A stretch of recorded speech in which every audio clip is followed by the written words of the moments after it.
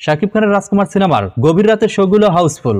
এই সিনেমা রিলিজের আগে অনেকেই মনে করছিলেন এত সমালোচনার পর হয়তো শাকিব খানের রাজকুমার সিনেমা তেমন কোনো ব্যবসা করতে পারবে না। অনেকেই বলেছিলেন এই সিনেমা ফ্লপ সিনেমা হবে।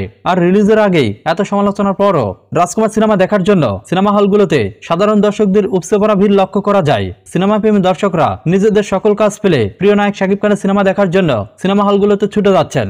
আর এই সিনেমাটির শো শুরু হওয়ার পর থেকেই বেশিরভাগ শোই হাউসফুল যাচ্ছে। এছাড়াও অনেক সিনেমা হলে টিকিট না পেয়ে বাড়ি ফিরে যেতে হয়েছে সাধারণ দর্শকদের। আর এই অবস্থায় এসে শাকিব খানের রাজকুমার সিনেমার প্রতি দর্শকদের আগ্রহ সময়ের সাথে বৃদ্ধি পাচ্ছে। যারা বলেছিল শাকিব খানের রাজকুমার সিনেমা তেমন ভালো ব্যবসা করতে পারবে না, দর্শকদের এমন সারার পর তাদের মুখে অনেকটাই চুনকালি পড়েছে। আর সবচেয়ে অবাক করা বিষয়, শাকিব খানের রাজকুমার সিনেমার রাতের শোগুলো হাউসফুল যাচ্ছে। আর এই শোগুলো জেলাভিত্তিক শো নয়, অনেক গ্রাম অঞ্চলের থানা লেভেলের সিনেমা হলগুলোতেও রাতের শো হাউসফুল গিয়েছে।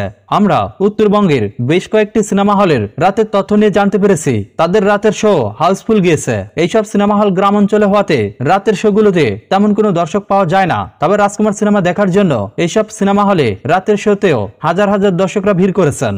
আর রাজকুমার সিনেমার এমন সফলতার পর দীর্ঘদিন পর হল মালিকদের মুখে হাসি ফিরেছে। হল মালিকরা মনে করছেন শাকিব খানের রাজকুমার সিনেমা প্রিয়তমার চেয়ে ভালো ব্যবসা করবে।